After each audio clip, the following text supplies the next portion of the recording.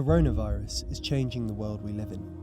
The Pine News is conducting a series of interviews with professionals in the international education industry to see how their organisations are being affected.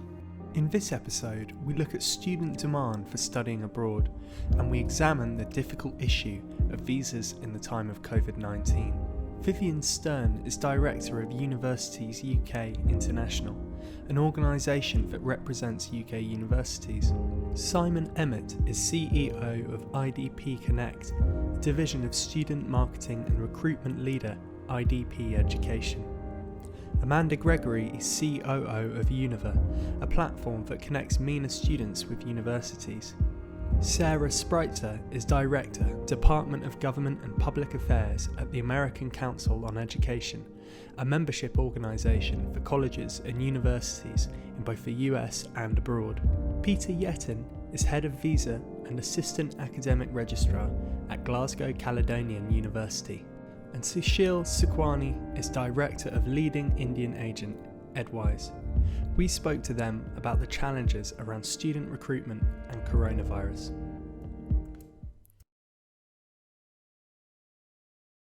I think there are a number of things which could make recruitment quite difficult this year. I mean, obviously, we don't quite know where we'll be in September in terms of travel restrictions or availability of commercial flights.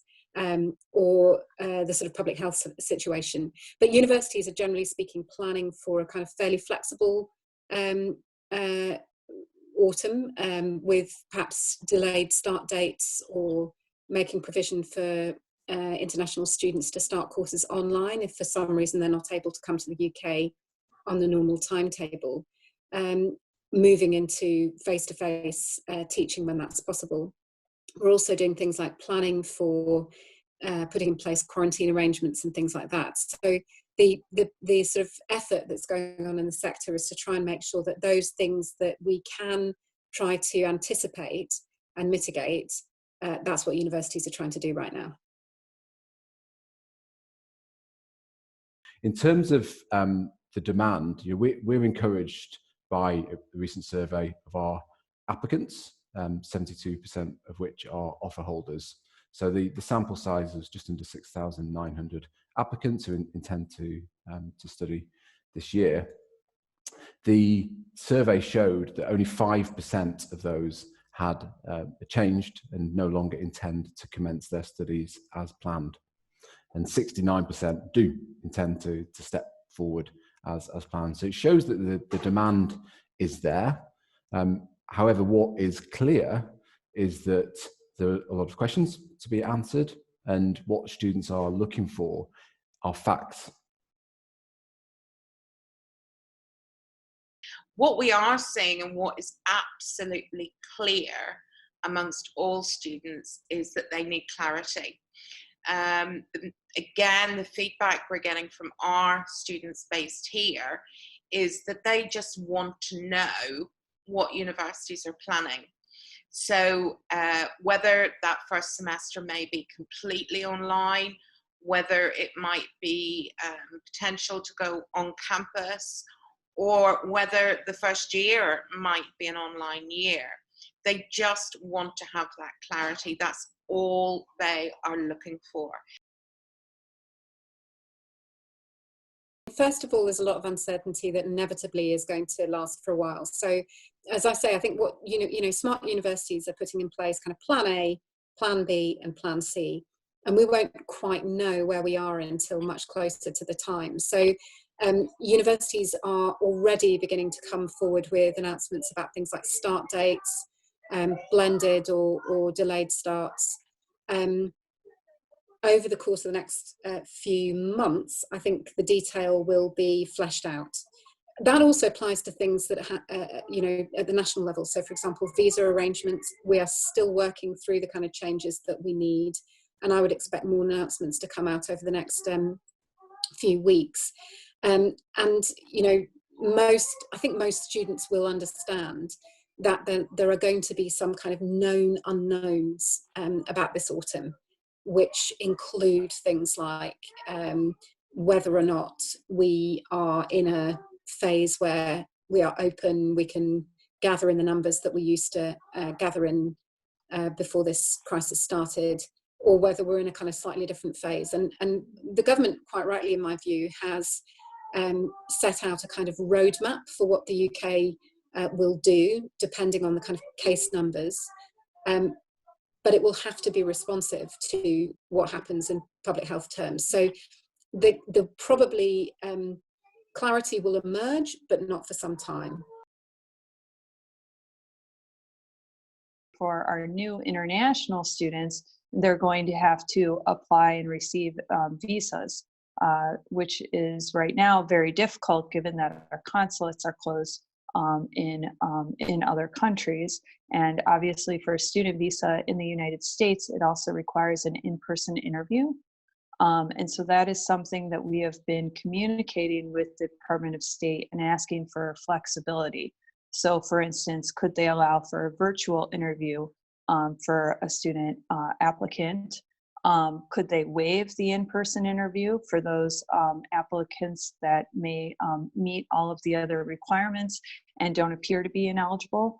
They've been doing that for some other non-immigrant visas, because of the fact that a lot of the consulates are closed. If you let's look at the scenario of they're going to open up the whole of China tomorrow. You've got to get the people back into the VAC centres. You've got to then make sure that they're going to carry on working right away, or you don't need to be quarantined if they're coming from the UK. Then we need to open up the VAC centres itself and then clear any potential backlog. We need to have the reciprocal areas in relation to the BRP produce, that's going to get produced. So BRP is a visa. That gets produced in the UK. And then you have to make sure that all of the bank, the respective banks and financial sponsors are also going to be open. So because the Home Office and the UKVI, when they're assessing, will need to look and check for, in some countries, the financial viability of that student coming into the UK. So if they're not open, the visa application process itself won't be able to be completed.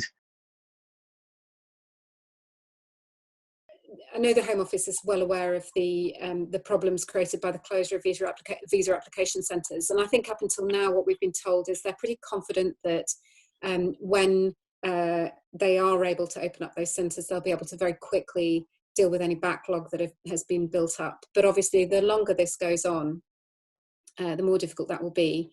So we've made lots of suggestions to the Home Office about how they might be able to deal with that situation, including introducing flexibility about the way biometric information is submitted. We've also suggested that a simple fix would be to increase the length of time during which you can apply for a visa before you plan to come to the UK, because at the moment you're not able to apply for a visa earlier than 3 months before your intended journey. And I think spreading out the application period a bit would help us. What we're saying in MENA is that the governments are actually changing their visa requirements.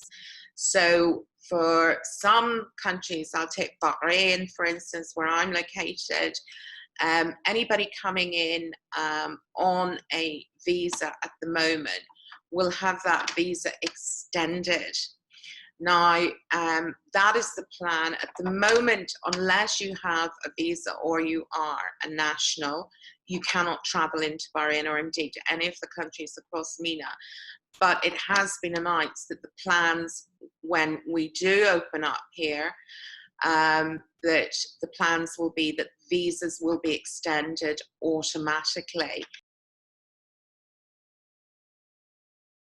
There's a lot of anxiety amongst agents in India, a lot of questions as to what's going to happen.